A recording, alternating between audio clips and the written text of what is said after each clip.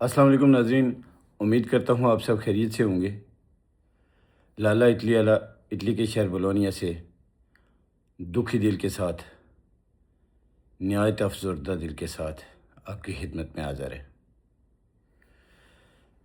ناظرین، دل اس وقت خون کے آنسو رو رہا ہے۔ جو کچھ کشمیر میں ہو رہا ہے وہ برداشت سے باہر ہے۔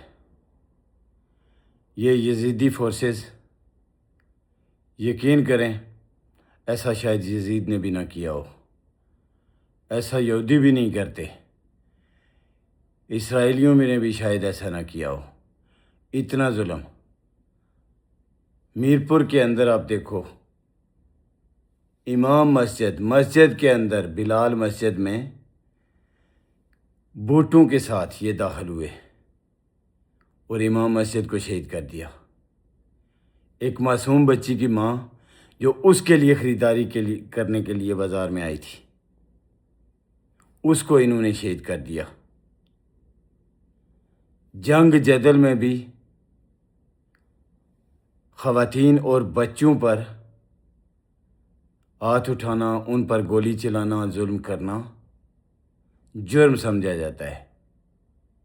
یہ جنگ کے دوران بھی یہ جرم ہے، اور کشمیری جو بھی نکلے ہوئے ہیں وہ صرف اپنے بنیادی انسانی حقوق کی مانگ لے کر نکلے ہوئے ہیں۔ ہمارے بنیادی مطالبات پر ہمارے بھائیوں کو، ہماری بہنوں کو، ہمارے بچوں کو، ہمارے بزرگوں کو گولیوں کو نشانہ بنایا جا رہا ہے، اور چورن یہ 75-78 سال سے کیا بیچتے رہے ہمیں، انڈیا یہ کر دے گا، انڈیا وہ کر دے گا، انڈیا نے وہ ظلم کر دیا، انڈیا نے یہ ظلم کر دیا۔ خدا کی قسم اٹھا کر کہتا ہوں، اتنا ظلم شاید انڈیا نے بھی نہیں کیا ہوگا جتنا یہ ظالم فورسز کر رہی ہیں۔ یہ عاصم منیر جو ان کے اوپر مسلط ہے، یہ پاگل ہو چکا ہے۔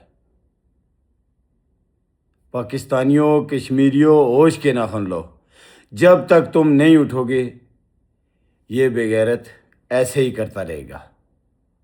کسی قسم کی بھی کوئی آواز اٹھ رہی ہو، اس کا کام ہے صرف گولی کے علاوہ ان کو پتہ نہیں کوئی بات ہی نہیں آتی۔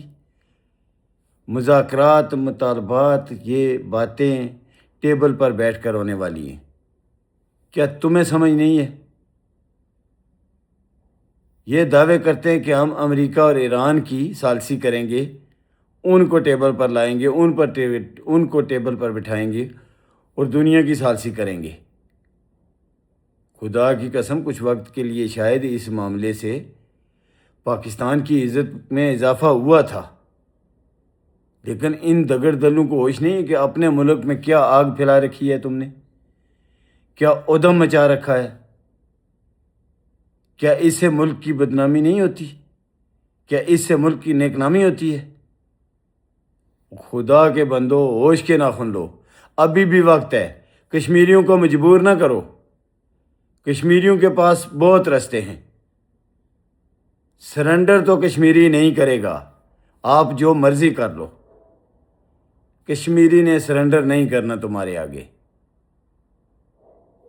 یہ آپ کی بھول ہے کہ کشمیری سرنڈر کریں گے، اس لیے ہوش کے ناخن لو اور کشمیریوں کے جائز مطالبات، بنیادی انسانی حقوق کے مطالبات ہیں، ان کو تسلیم کرو۔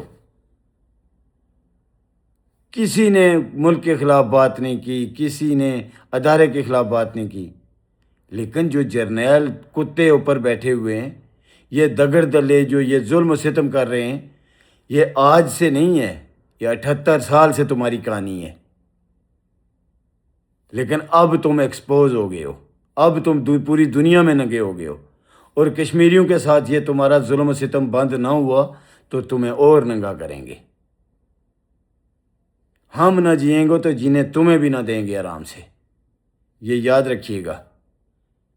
کشمیری گولی سینے پہ کھائے گا، شہید ہو جائے گا، لیکن تمہارے آگے سرنڈر نہیں کرے گا، تمہیں جائز حقوق ماننا ہوں گے، یہ یاد رکھنا۔